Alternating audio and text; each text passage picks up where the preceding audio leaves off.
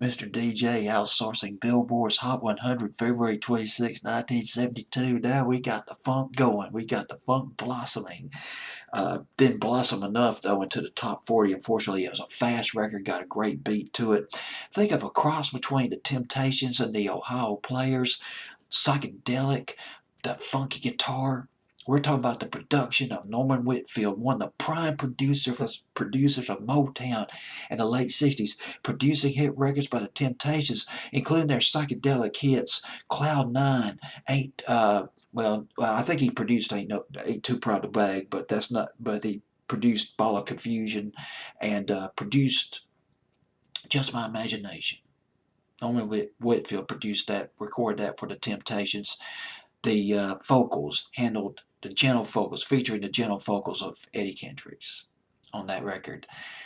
But then we got the Undisputed Truth, a group that was formed by Norman Whitfield, because Norman Whitfield was coming under criticism that the Temptations was just nothing more than was sort of an experiment, a plaything for him, because he was crafting the sound of the Temptations in the late 60s and early 70s, producing Papa Was a Rolling Stone. He produced that, Norman Whitfield. And let's go back about the Undisputed Truth. Joe Harris was a member of the group. He played for a while with the Ohio Untouchables, which evolved into the Ohio Players. And there was also Billy Calvin and Brenda Evans. Billy Calvin and Brenda Evans, they were in a group called the Delicates in the 60s. And it was Bobby Taylor, a singer named Bobby Taylor. You remember a song by Bobby Taylor and the Vancouvers? It was in the summer of '68. They did a song called Does Your Mama Know About Us? A socially conscious record. Big time. Remember that? Does anybody remember that song? It was a cool record. But anyway, Bobby Taylor introduced Billy Calvin and Brenda Evans to Motown. When the Delicates, they broke up in 1970, Evans and Calvin, they sang backup for Motown.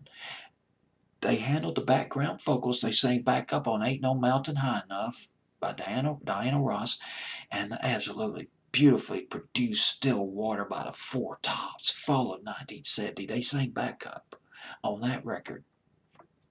So you got Norman Whitfield producing these hit records by the Temptations, and he's coming under fire. They're saying, the Temptations is just they're just a petri dish rather, of experiments or whatever for Norman Whitfield to play with. So Norman Whitfield says, well, I'm going to form my own band. I'm going to continue to explore my psychedelic chops and see how far I can go with this. So he formed his own band. He took Joe Harris, Billy Calvin, and Brenda Evans and formed Undisputed Truth. And they did. They covered Papa Was a Rolling Stone. But their version only got as high as number 62.